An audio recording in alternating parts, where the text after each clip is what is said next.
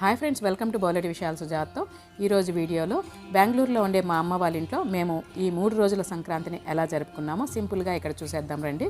భోగి పండగ ముందు రోజు రాత్రే ఈ విధంగా ముగ్గు అయితే వేసుకున్నాము.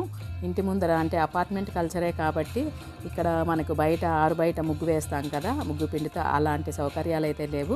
చాక్ పీస్నే నీటిలో తడుపుకొని ఈ విధంగా అయితే ముగ్గు వేసేసాము. ఎక్కువ కలర్స్ కూడా వాడకుండా సింపుల్గా ఒక 3-4 కలర్స్ అయితే వాడాము. ఇది కూడా నెట్లో చూసే వేసాము, ఓన్గా అయితే వేయలేదు. ఈ రంగోలీ ఎలా అనిపించిందో మీ కామెంట్ ద్వారా తెలియచేయండి. నెక్స్ట్ ఈ వీడియో చివరిలో ఇంకో ముగ్గు కూడా పెడుతున్నాను, అది కూడా ఎలా ఉందో చెప్పేయండి.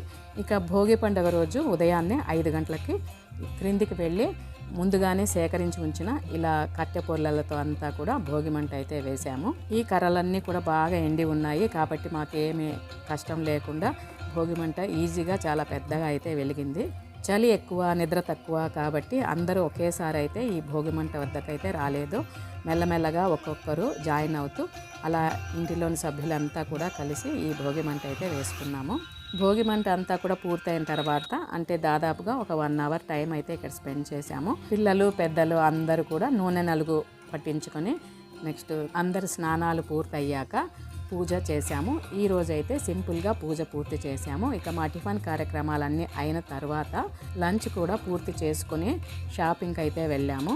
మేము ఇక్కడ బెంగళూరులో బానసవాడిలో ఉండే మమతా టెక్స్టైల్స్కి అయితే వెళ్ళాము. ఇక్కడ చాలా కలెక్షన్ అయితే ఉంటుంది. ముఖ్యంగా శారీస్, డ్రెస్సెస్, మంచి మంచి డిజైన్స్లో కొత్త కలెక్షన్స్ అయితే ఉంటాయి కాబట్టి ఎక్కువగా ఇక్కడికే వస్తూ ఉంటాము. పంచలు, టవల్స్, ఇక బ్లౌజ్ పీసెస్ అన్ని రకాలు ఇక్కడే దొరుకుతాయి కాబట్టి ఒకే చోట షాపింగ్ పూర్తి చేశాము. తర్వాత 2వ రోజు సంక్రాంతి కదా, దీన్నే పెద్దల పండగ అని కూడా అంటుంటాము. ఈ రోజు కూడా ఉదయాన్నే పూజ పూర్తి చేసుకుని ఇక వంటకాలన్నీ చేయడం ప్రారంభించాము. దాదాపు మధ్యాహ్నం 1 గంట సమయానికి అన్నీ పూర్తయ్యాయి.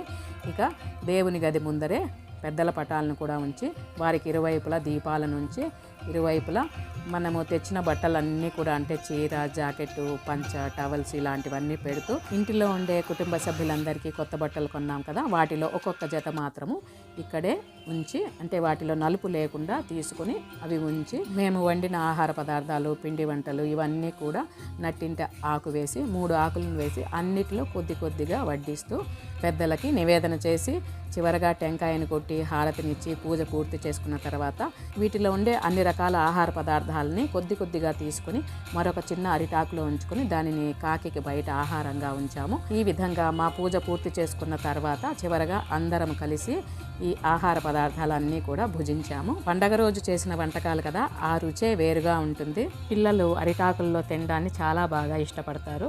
ఇక ఈ వీడియోలో నేను బట్టలు చూపించాను కదా, మమతా టెక్స్టైల్స్, అదంతా కూడా బట్టల షాపింగ్ ఒక సపరేట్ వీడియోలో అయితే షేర్ చేస్తాను. పిల్లల బట్టలు మాత్రం అంటే రెడీమేడ్స్వి ఇక్కడ దొరకవు, అవంతా కూడా జోడియోలో షాపింగ్ చేశాము. ఇక ఈరోజు సాయంకాలము దేవుని వద్ద బట్టలు ఉంచాం కదా, ఆ కొత్త బట్టలన్నీ కూడా మేమందరము ఒక్కొక్కరిగా వెళ్ళి మా అమ్మ దగ్గర తాంబూలంతో సహా ఈ బట్టలను తీసుకొని ఆశీర్వాదం తీసుకున్నాము. ఈ 3 రోజుల సంక్రాంతి పండుగలో మొదటి రోజు భోగి రోజు నాన్ వెజ్ తినేవాళ్ళైతే తినవచ్చు, అంటే అది కూడా తినే రోజు వస్తేనే.